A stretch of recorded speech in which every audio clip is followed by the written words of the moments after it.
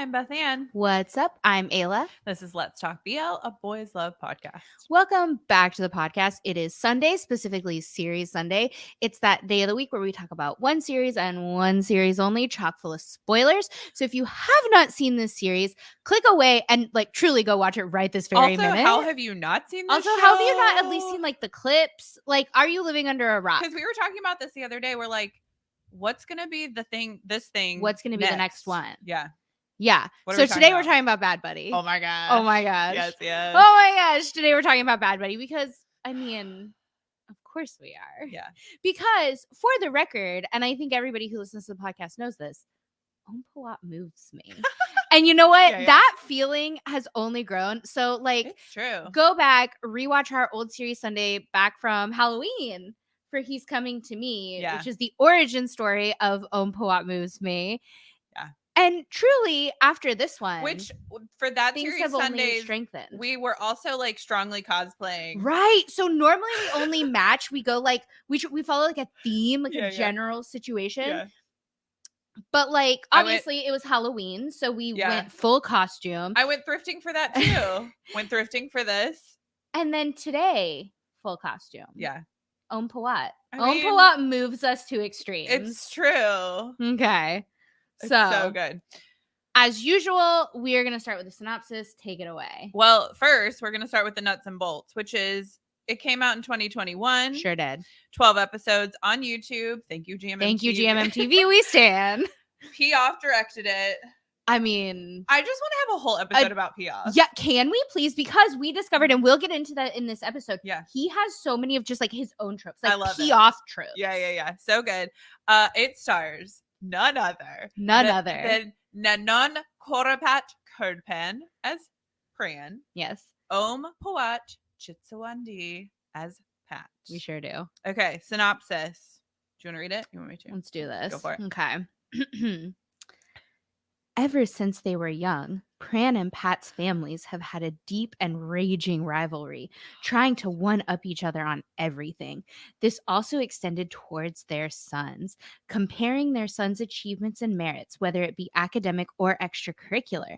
The two families left no stones unturned to outshine and gloat in front of the other. It was almost like rivalry was passed down as a family heirloom, and the two boys became rivals as well. Until they grew tired and became friends. Really good friends. Really good friends. However, because of their family's rivalry, their friendship had to be kept under wraps, and so began a journey of secret friendship and then perhaps a sweet secret romance. Amazing. It's amazing. I love it. Solid.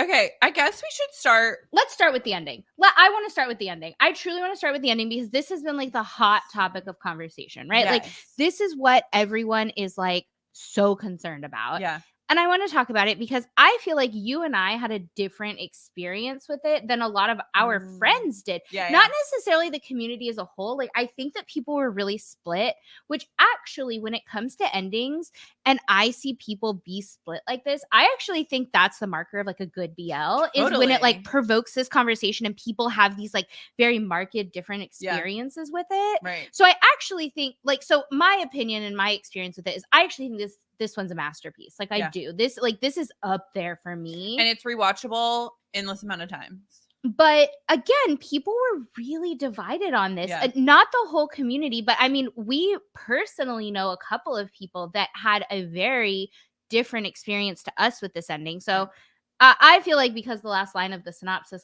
let's just go for it. Let's just talk about it. So, secret romance. Yeah. Was it so secret?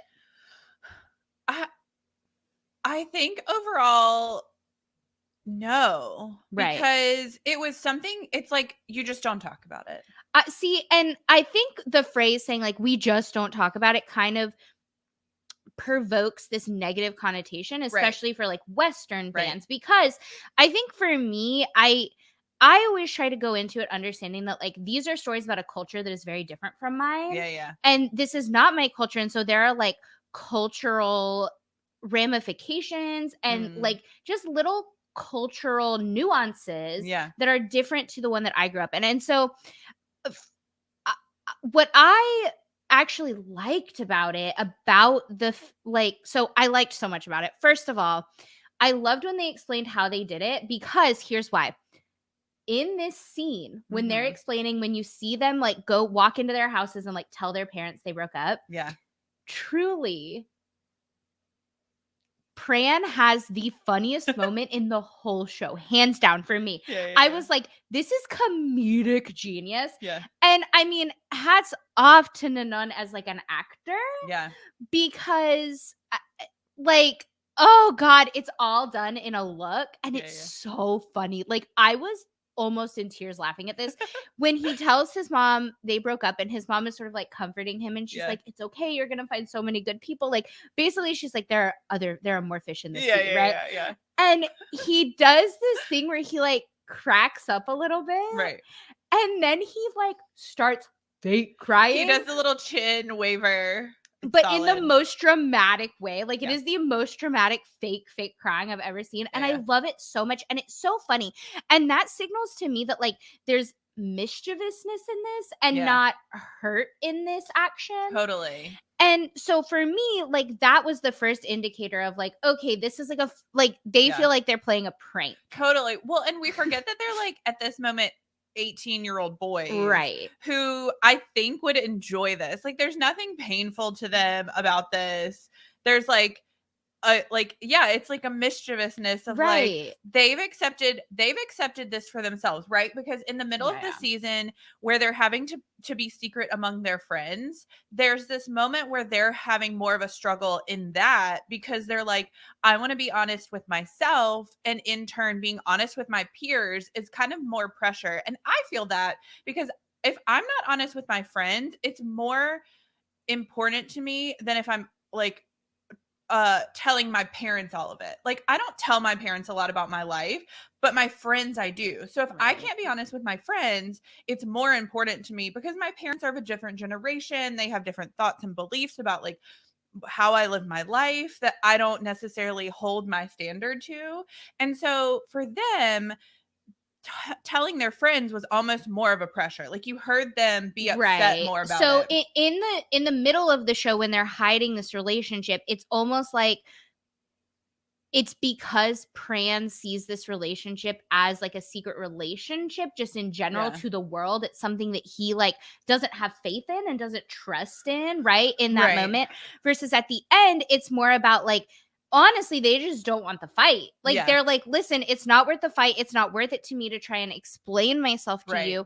And also, like, what I love about this is they set up that like they told their friends, they told Yeah. Or They're so Pat's yeah. sister, they told their siblings, they told like the friends know, like they are living this relationship like Yeah. openly with the people they interact with daily, Right. right? And the reason they're keeping it from their parents doesn't have to do with them being in the closet. Yeah. It has to do with them being this like family rivalry, and Yeah. it has to do with like they just don't want that argument with their Also, it's parents. Pat and Pran, and nothing they do is subtle. So, like, do we really Everyone think knows, that right? they lived 4 years with literally nobody finding Yeah, out? and what I love so much about this setup is it sets it up for the best monologue, or one of the best monologues in Yeah. the show. Yeah. So Yeah. I actually, when Ohm is an actor monologues, he actually in BL I think does the best monologues. And Those so rooftops. right, so the best monologue actually in this show is Ohm's rooftop monologue. Yeah. I actually feel the same about the He's Coming to Me Yeah. Yeah. when Yeah. because he's fighting with himself, and Mhm. it's so moving, and I just like, I will cry thinking about it. Yeah. So Yeah. it's a Yeah. good thing this is not a He's Continue Coming to on. Me series Sunday. But so I love monologues. Yeah. I'm a huge fan of the monologue. And so it sets up this sort of this opportunity for this monologue that's actually like the core message of the show for me that I love so much when Yeah.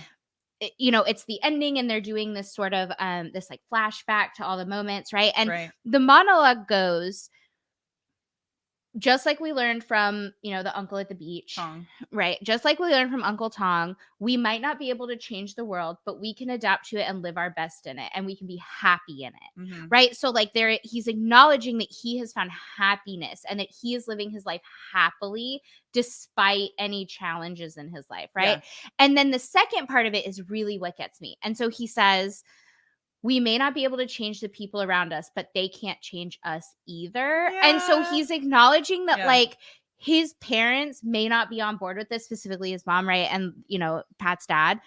But that doesn't mean that that has to have any effect on them. That, Yeah. like, that doesn't change their feelings for each other. That doesn't change their decision to be in a relationship. It Right. doesn't, the people around them aren't going to change them. And so that to me is the indicator that, Yeah, like, yeah. it's not that they are living their life in the closet. And I think that a lot of people took it that way, especially the fans from the West, Right.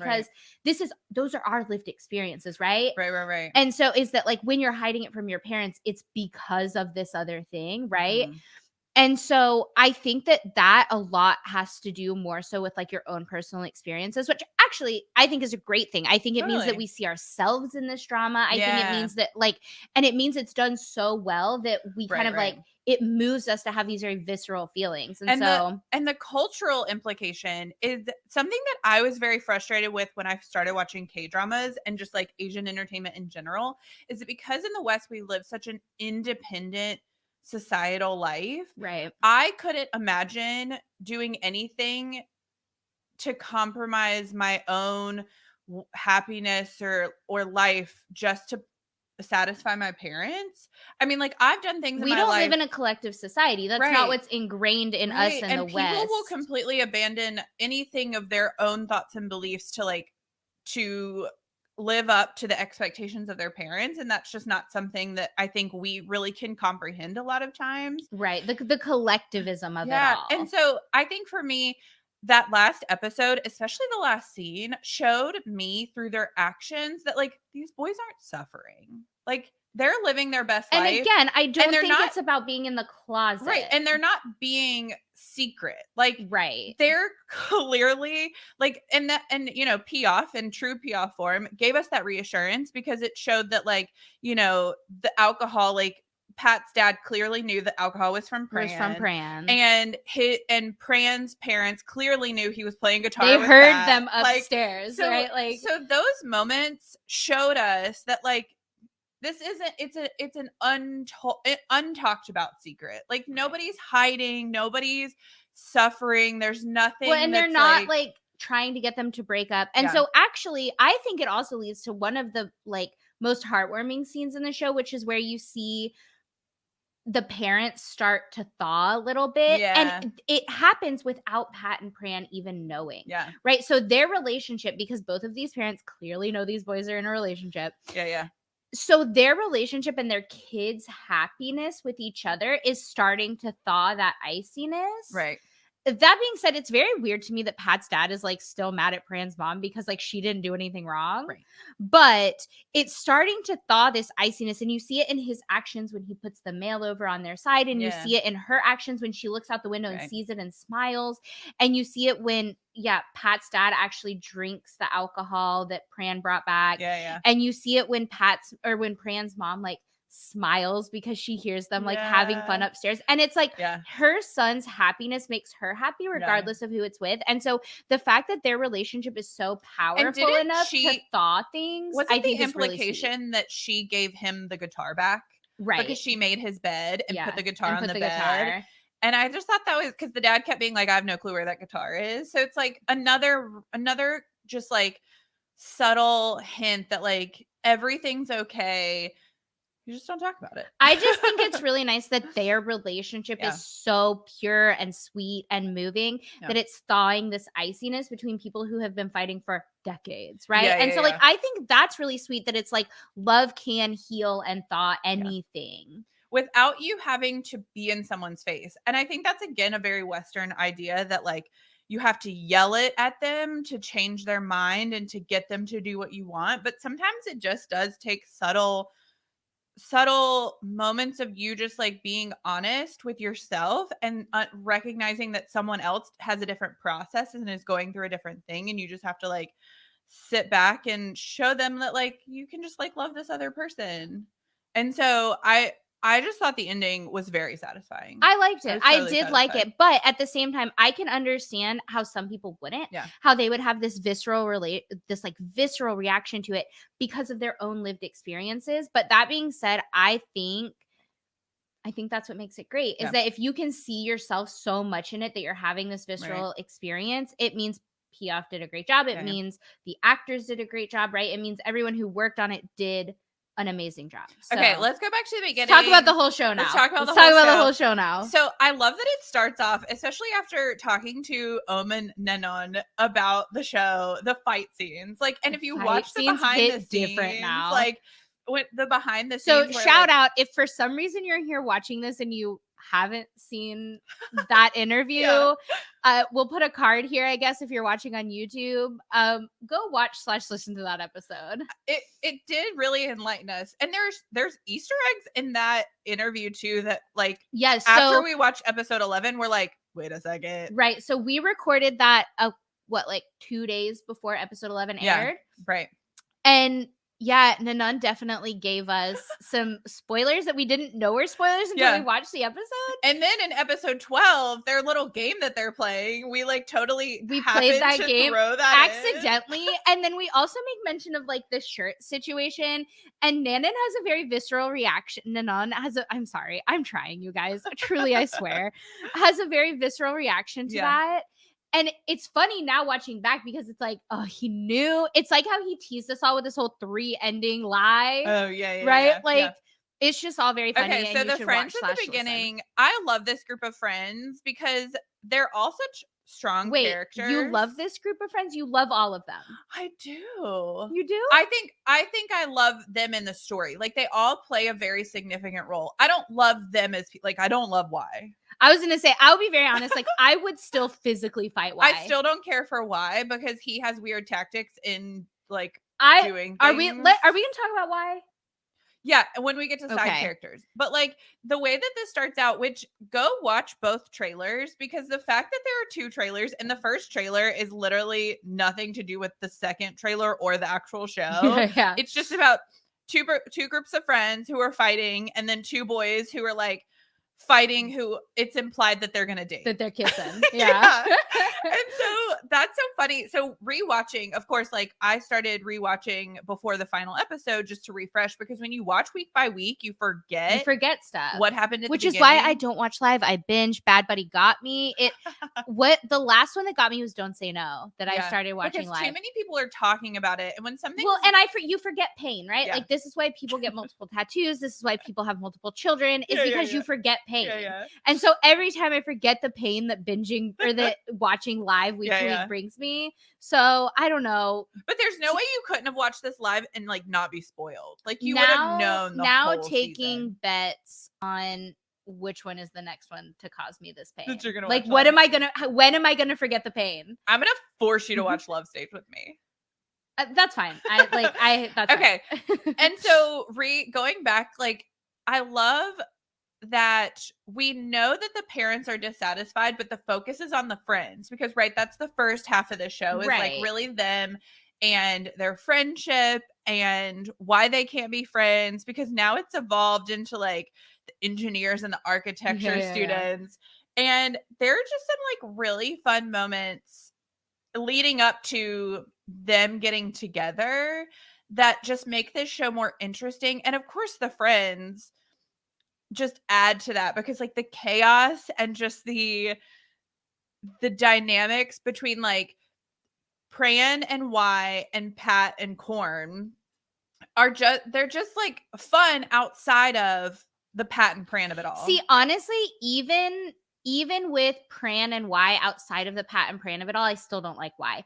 But I like Korn. But the story is interesting. That's what I think I'm saying, is that like it you're invested in Y. Even be it negative, you would I'm rather... straight up a Y auntie. I am a Y auntie. Jimmy did his job.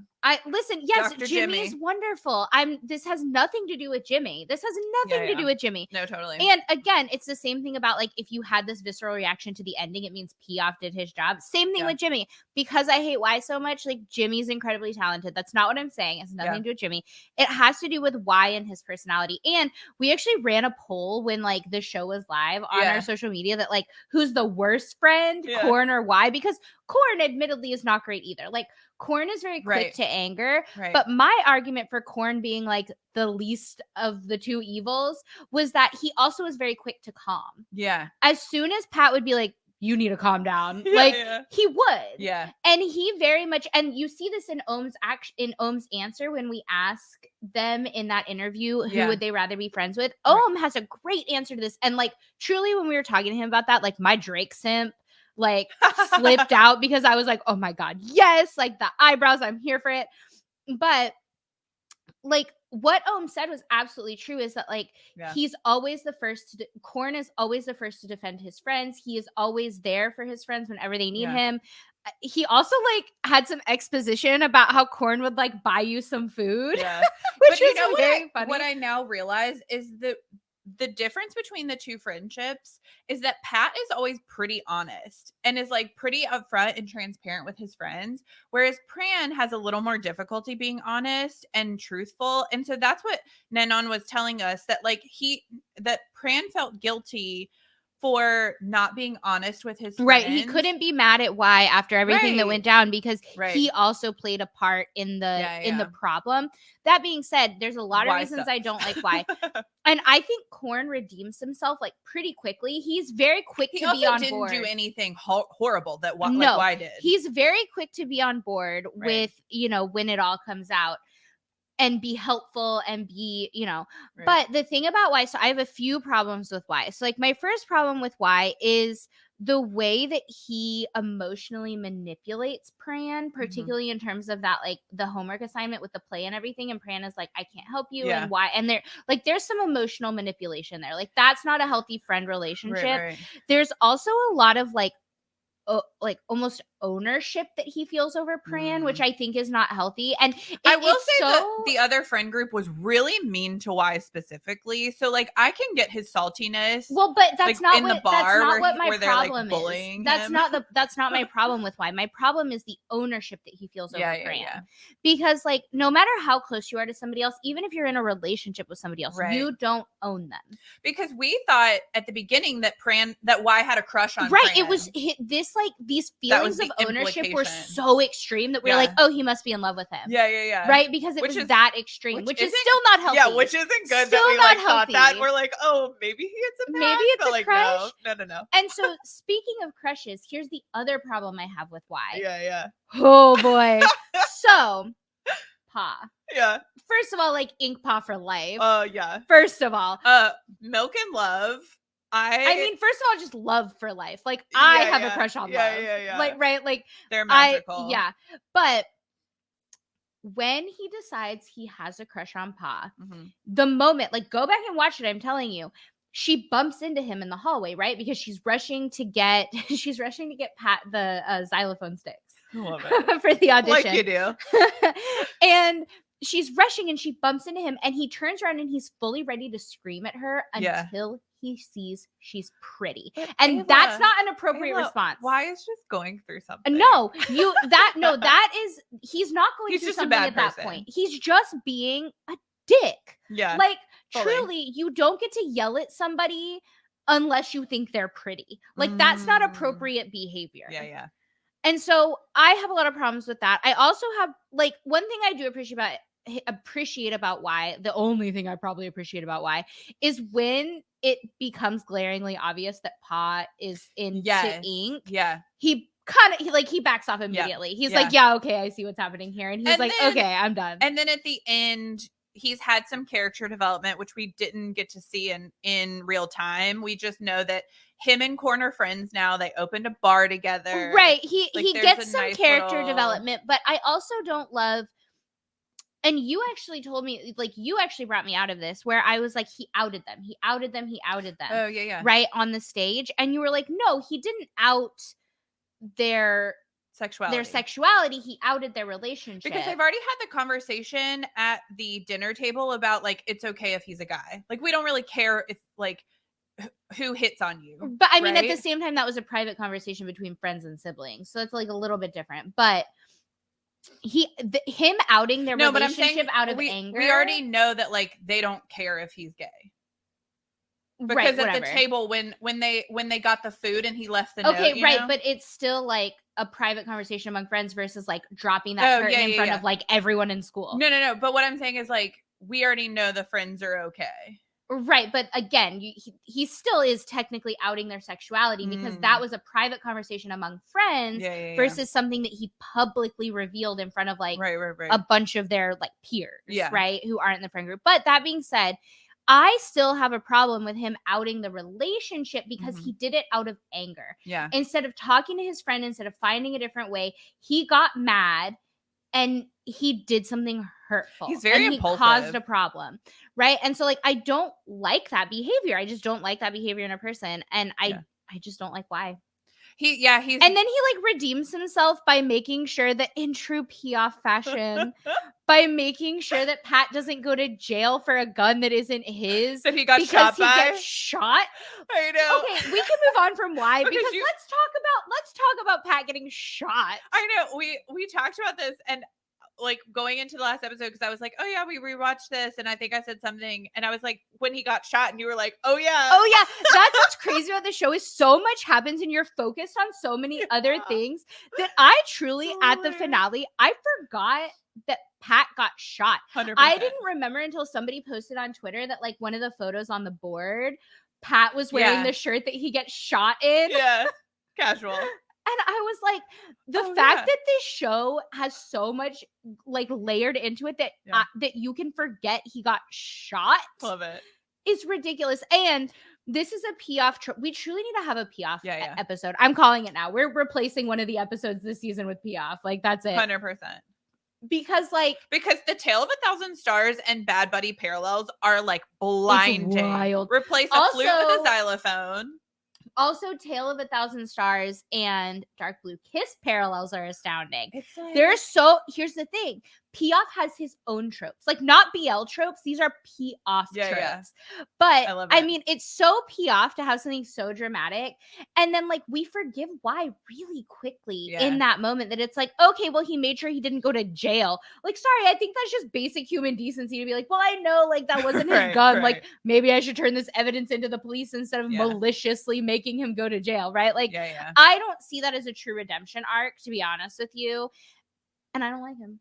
But I think also boys just are so quick to forgive and forget because as long as it doesn't cause any bodily harm. I got Pat's back for life. I know. I think that's just the difference. And I'm realizing that now between men and women is that like men are just so quick to forgive and forget because he's his friend. He feels guilty. Like there's just so many like whatever, we're gonna go tackle each other and be fine, and that's just smash him on the ground. Yeah, that's just what kind of happens. Let's talk about the beach frolic. We get 2 beach frolics in this show. We get 2 beach frolics, which is truly magical. Thank you, Piaf. I love it so much because the first beach frolic is their establishment of the relationship, and the second one is the cementing of their relationship because we think it's their breakup. We think it's the precursor to a breakup, but it turns out it's truly them saying in true monologue fashion. With the monologue. Truly the best words ever uttered by a BL boy ever, which is like, thank you for indulging this silly me. Oh my God. And they're wearing the red shirts. And he holds his hands. And it's just like so beautiful. The tears. And then, okay, let's talk about the little Easter egg that Nanon hinted at in our interview. Right, which we recorded a couple days before episode 11 came out. We asked them. And like what's funny watching this back, which you guys don't like, you guys, the viewers, audience, listeners, I don't know. Who are the people? Listeners. The people in the world. Fellow BL fans. That are fellow fans that y'all didn't get to see is like after we were done recording, we did the whole thing and we were like, bye, thank you so much, whatever, like the little song and dance of like thanks so much for your time. We said to him, like, can't wait to watch episode, or we said to them, can't wait to watch episode 11. And if you watch that footage back, which again, it's not actually in the interview because it's not a part of the interview, he kind of does this like eyebrow like situation. Yeah, yeah. And I realized that I was like, it's because he knows, because he dropped in this thing. We're teasing him Yeah. about how he just wants to vibe on a beach Yeah. Yeah, yeah, yeah. because he doesn't like to swim. We're like, he just yeah, wants to he vibe. doesn't want to get wet. And we're like, well, what are you going to do on the beach? And he fully goes, sit and play some guitar. Because, like, who takes a guitar to the beach, first of all? Like, oh my And we were gosh. just like, and later on we were like, After we watched the episode, we were like, none. You are with the so spoilers, with the sly. subtle spoilers too. Like, he So for good. sure was not going to get a memo from GMMTV for that. Like, he was very Yeah, crafty and so smart. And smart. quite frankly, to be crafty and smart like that in a different language, Brilliant. brilliant. Yeah, that was a fun little nod. So I really loved the second beach frolic because you got such genuine emotions and huge progressions in their relationship, right? Where Mhm. like they've been honest with each other, they've been honest with themselves, they've recognized what's important in their lives. Like they have such character development of like, my family's important to me, this relationship is important to me, how can we How can I work make it work? through this? Right. Yeah. And then go through this whole Well, like and Junior and serenade. Uncle Tong. Like, Yeah. Junior, just that conversation with Junior about how Love it. they and it's truly a parallel to what's happening Yeah. in the show later on. Like, it's Yeah. foreshadowing where Right. basically they explain to Junior, like, you can live your own life and be who you want to be, but you do owe your family something. Right. And I think it's a really nice like foreshadowing moment. So my favorite thing about the second beach frolic, Yeah. is the flip we get between Pat and Pran, because the first conversation on the rooftop with the first kiss Mm-hmm. is almost exactly word for word the same as the conversation on the rocks once you get to the once you get to the no. But the emotional flip is different. So Yeah. in the first rooftop scene, which is truly, I mean, has there ever been a better scene in the world than this first rooftop scene? Like, I have rewatched that monologue so many times, which we need to talk about that rooftop scene here in a second. Yeah, yeah. But in the rooftop scene, it's Pran that is very unsure. Yeah. And he's scared and he's nervous and he's a little sad. Right. Because he sees this budding relationship that he thinks can never actually be his. There's just too much emotional weight Right. to it. Yeah. And so like the look on his face is and his emotions in that moment are like unsure, scared, and sad, and a little sad. Yeah. And we have this conversation and he asks him a question, right? And so Pran asks Pat a question and Pat says, "My," Right. and leans in and kisses him. And then of course we have like the whole budding and like there's a Yeah. lot of meaning there. Yeah, yeah. On the rocks, we have Pat, who's a little scared and sad and unsure because he thinks his relationship is coming to a close. Oh my god. And in that moment, Pat asks Pran a question, and Pran says, "My," and leans in and kisses him. And you see this whole flip, like an exact, like heads and tails coin flip. And I love it. And it's genius. And the full circle of it all. And just like, oh my God, it's good writing. I think Bad Buddy really elevated the BL just culture and conversation, because too many times we have excellent actors and just like a poorly written script, right, or a not well executed screenplay, and or you have a great screenplay but like the actors aren't quite there. And this, you have both. Like, there's real depth to another it. comment that, so Zach was watching, we played the very last finale scene for Zach. Yeah. When it's the one long shot and they're running through the apartment. Yeah. And he makes the comment of like, that camera work is really good, because he's seen like bits and pieces of other BLs. And like so Zach went to film school. Right. Like he does not make films. Like, spoiler alert, kids, like, I don't know, man, like film school may or may not be worth that investment. Yeah. But he went to film school and he's Yeah. very much like a film nerd. And like, this is the thing that he likes, is like camera angles and sound effects and like all of the stuff that goes into making a film. Yeah. And he was like, wow, that camera work is really good. And like, because like in a lot of cases, which he's seen and complained about, is the camera work not being great Yeah. in BLs. Right. And so Bad Buddy, even to the point where they're doing these really cool long shots, right? Like they're doing really cool film, like filmography. Yeah.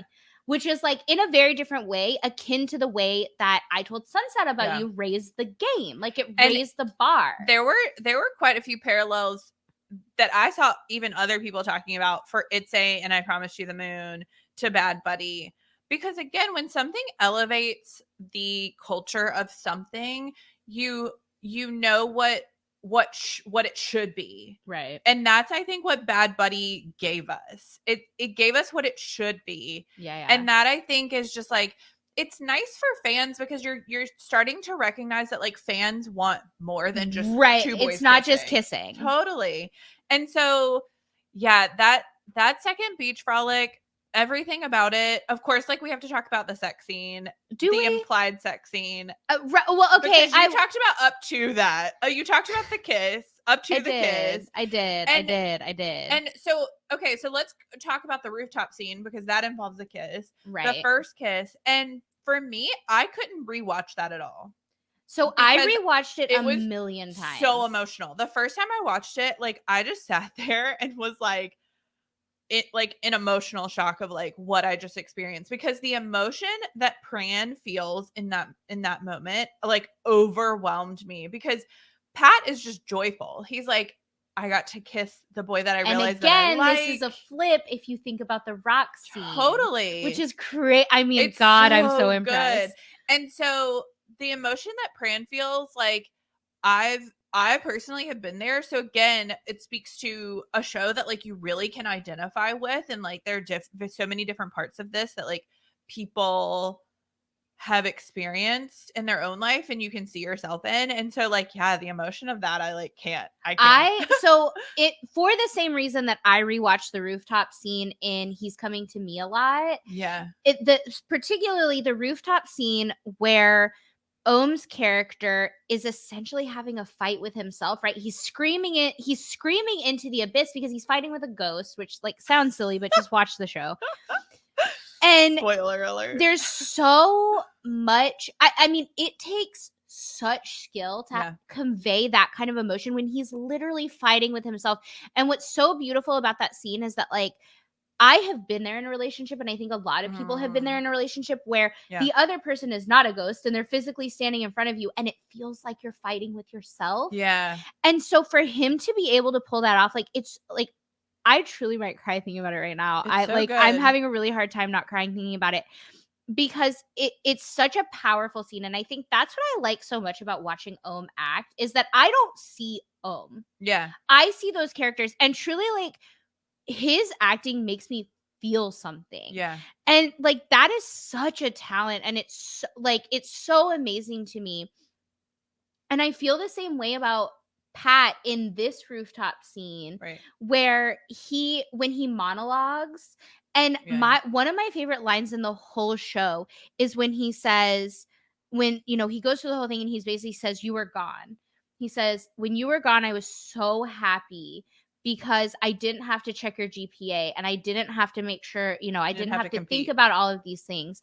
And then he said, "But I was so lonely." Yeah. He says it was so lonely. And so like it wasn't about, and that's when he realized sort of like, and you realize, or I realized as a viewer, I was like, he's loved him for just as long. Like Pat has loved Pran for just as long as Pran has loved Pat. He just didn't quite know what that love was. He just didn't understand what that feeling was until Pran left. Yeah. And that monologue, like when he is going through that and he says it was so depressingly lonely, it's just like, it's so moving and meaningful. And it like, God, Om Pawat, when he monologues, I swear to God, like. And for me, it's the emotion and depth on Nanon's face where. Right, and he doesn't even say anything. He doesn't say anything. And it's just like, because he's realizing in that moment, and there's so much to it, because Pran is realizing in that moment that Pat has loved him for just as long as Pran has loved Pat. Yeah. And in his brain, he is so devoted to his family that he's like, I can finally have this thing that I have been, and you see it in the scene right after when he goes and he lays on his bed and he kind of like touches his face and his mouth, and he's just like, he's on the precipice of having this thing that he has like sort of fleetingly wanted that he never really thought was a possibility. Yeah. Somewhat like our thoughts about ever getting to interview a home in It's true. And now he has this opportunity to have this thing, and he just, in his brain, he can't figure out how he's gonna make it work. Yeah. And so that just like, what I love so much about watching media and about watching stories is when it makes me feel something. And so Yeah. that's why I rewatch that scene so much, is because Yeah. it makes me feel. And so I'll say the other scene that doesn't have any dialogue, but that's like truly meaningful. And Piaf talks about this in, I think, Behind the Scenes, where he's like, one of my favorite scenes is the show. In the show is after their night together, when Pran is sitting on the beach playing his guitar and Pat walks out, and like they just have that moment and that look at each other like, this is it. Like we're in this. Like it is you and me against the world. yeah. And then that's before they have that conversation and they've like decided what they're going to do next, and like they have that moment, and then you get that serenade on the beach. Oh my God.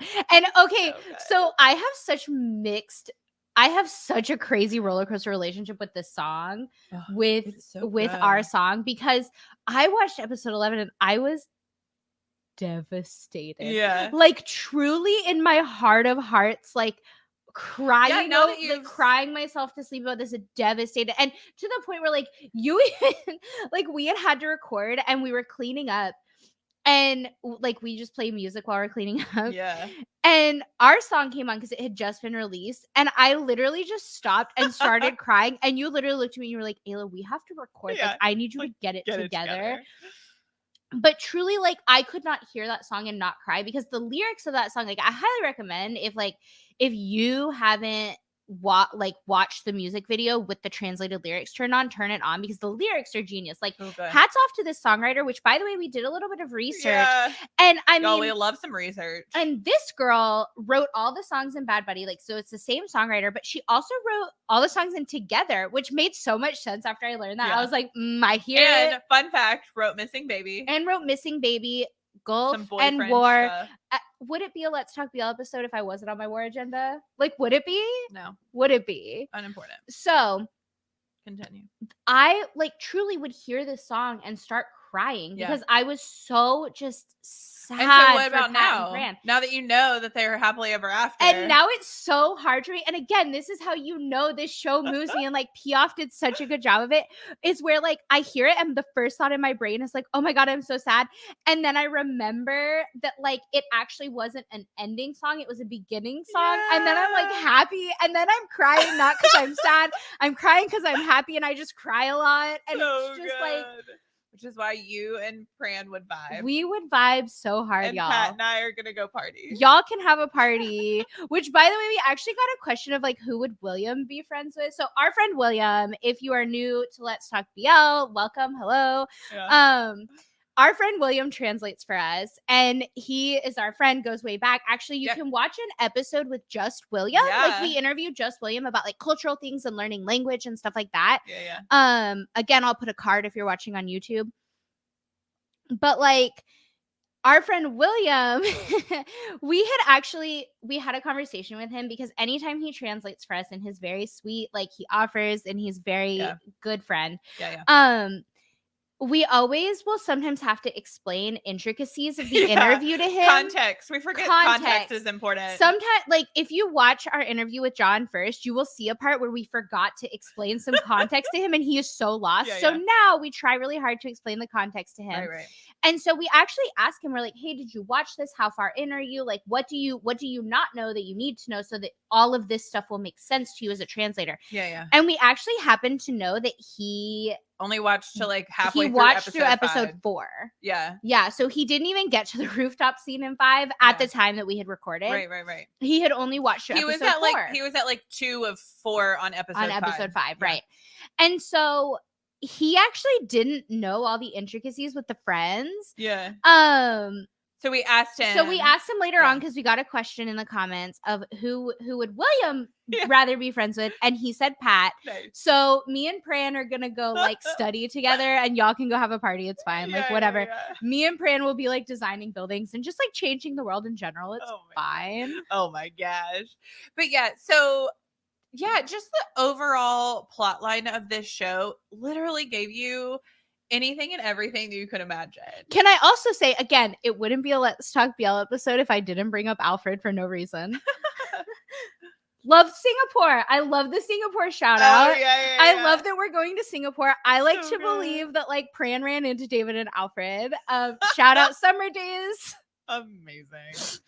I feel like Telescope did the ad work for for the tower that Pran designs that is now 100%. being built. Of course, shout out Telescope Singapore. Oh my god, ridiculous! I guess if you've made it this far into this episode, like you're a fan, you understand. You're a listener. You're a listener. You're a listener.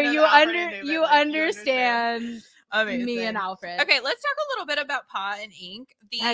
Can we talk a lot about Pa and Ink? The GL storyline that we First of all, sort of.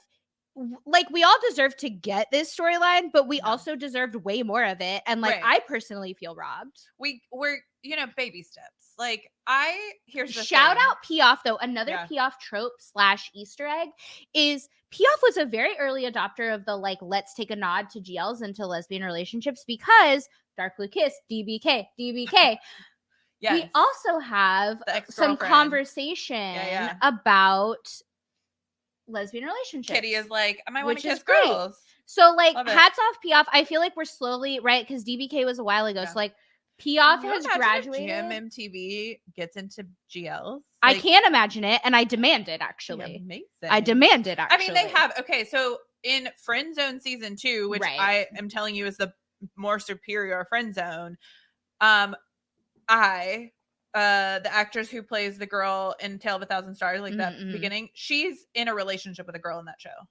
Yeah, I have not watched season 2 because like it's really hard for me. I know, but I'm having life troubles with it. Anyways, so GMMTV has done. They love their like side characters, right? I demand like a full story though, and so like I guess again baby steps. Like we went from just mentioning it to now we have an actual relationship. Now we have like a full BL with like affection from GMMTV. A GL with affection. No. We got a BL. Oh, a BL where like where they're like we're getting high fives to like fist bumps to like kisses and pecks. Like right. Multiple kisses, multiple pecks. Hugs, so like we get like a physical GL, affection, right? We'll get there. And okay, which I feel like I have faith in you. We started to talk GMMTV, you're listening. We started to talk about the beach bed scene where like we didn't really get one from GMMTV because that's always the joke, right? The joke is, and we talk about this in our Dark Blue Kiss series Sunday too, where the joke is always like, it's GMMTV, I guess we'll get a high five. Yeah. Right? Like that's the joke. Right. And so I never expected. I know a lot of fans. I saw the I don't want a bed scene. First of all, I just want the conversation. Like I don't necessarily need it or want it. Like unless it adds something to the story. Obviously, as a fan of monologues, like I care about the story. The cuddle scene gave me enough. But what I think is so funny about it is that I actually appreciate that they didn't. I know I saw a conversation that a lot of people were disappointed that it wasn't more closely akin to the novel where you kind of get like a little bit more out of it. I think that's true of literally every BL, because those novels are. But what I like so much about it is that, quite frankly, the conversations that are had, I don't know who wrote the script for that specific scene and the scene in the finale. I don't know all the scenes in the finale. Every conversation in the finale was like a bit much for me. I do love that the very last line in this show was, Pran, this isn't not a porno. Like, come on. But anyways, GL. So this storyline I thought was like so nicely progressed. And so like has so many like fun little moments that you like think are going to lead to them together. And it does. And there's like a sweet like accepting of their relationship. So that's what we talked about too, with the fact that like the parents are okay with Ink Ink and and Pa, Pa. because Pat's mom fully says it's like, I have 2 daughters Right. now, right? So Like, it's truly just the fact that it's Pat and it's the Pran. rivalry. It's the And rivalry. yeah, and Just like so how I love it. Pran's mom in one of the earlier episodes says, you can date whoever you want as long as Yes. it's not the kid Yeah. next door. Yeah. So I think that's the interesting part about where BLs have gotten is that like we're not talking about sexuality anymore. We're just talking about two Although people who are potentially like we should be, right? Potentially we should sure, still be talking about that. But in especially this in the case, context of society, for sure. right, but in this case, Yeah. yeah. So I just love that like we get just like this we got some like solid sweet romantic scenes from them I as mean, like a that side playing the guitar, couple. right? So like whenever they're taking pictures, that whole scene Yeah. is just like, it's so, again, I think this is what makes a good piece of art in Yeah. general, Right. is when it's relatable to people. And Yeah. so I think regardless of your gender identity, your sexuality, like however you have relationships with people, Mhm. you see, I mean, Pa is just so relatable, the way that she's like nervous but excited, I and like know. Ink is so relatable in that like she's pretty confident but at the same time still not sure, where Yeah. she's like, I like, I think I'm being obvious, but like, am I really? Like, Yeah. I don't know, right? Because we've all been there. We've all been in a position where we're like, I'm being obvious, right? Like You just haven't said it. just right. You haven't said it, but you're like, I'm being so obvious. Please just like do something. Please just Yeah. act on this. And so again, I think when you can see yourself in a piece of art, like Yeah. that's when it's successful. And I love so much that their relationship is just so relatable. Even Normal. when they start like when they're packing, right? When they're packing her apartment in the finale, like it's, and that's what I love so much about Bad Buddy is you see real relationship moments with both Yeah. Ink and Pa and Pat and Pran. Yep. Yeah. It's nice to see like a normal relationship in contrast to like the drama that is Pat and Pran. It's like, The oh, drama. so like two people can like tell each other they love each other and then like they start to date And then they have a and then they relationship. tell people like and that too, like the conversation that Pa has with Pat is so just like sweet to observe and just like nice to see where it's like, I like this girl. And he's like, oh, And okay. she's like, are you okay with this? Because I know you used to like her. And he's Yeah. like, well, if I couldn't get her, at least you could. I Which is so know. funny to me It's so because funny. I said this to Ohm when we were talking to him, is because we asked him about the relationship with Pat and Pa. Because truly, like, as somebody who has a brother, Yeah.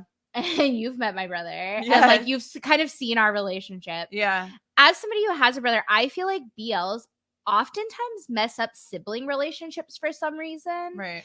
And with Pat and Pa, I think it's done so well. And I really see my relationship with my brother in them. And so I mentioned that to Ohm, and like, I think he got a kick out of it. I don't know. Who knows? Nobody knows anything about anything. Yeah.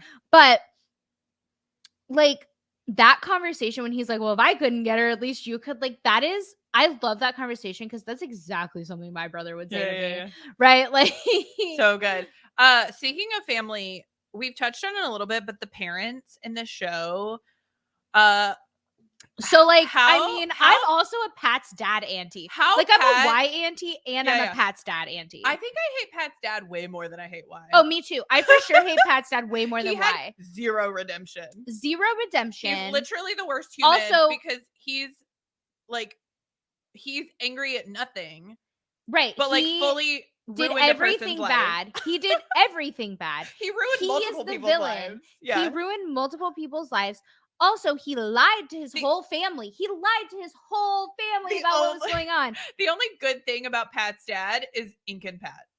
Or Pa and Pat, right? Like The he fact that, created like, him. yes, He created them, right? That is like this small redemption that he gets. Offers no redemption for me because the other thing that I hate so much about Pat's dad, which I think like we all were just like, oh, this tracks for this guy.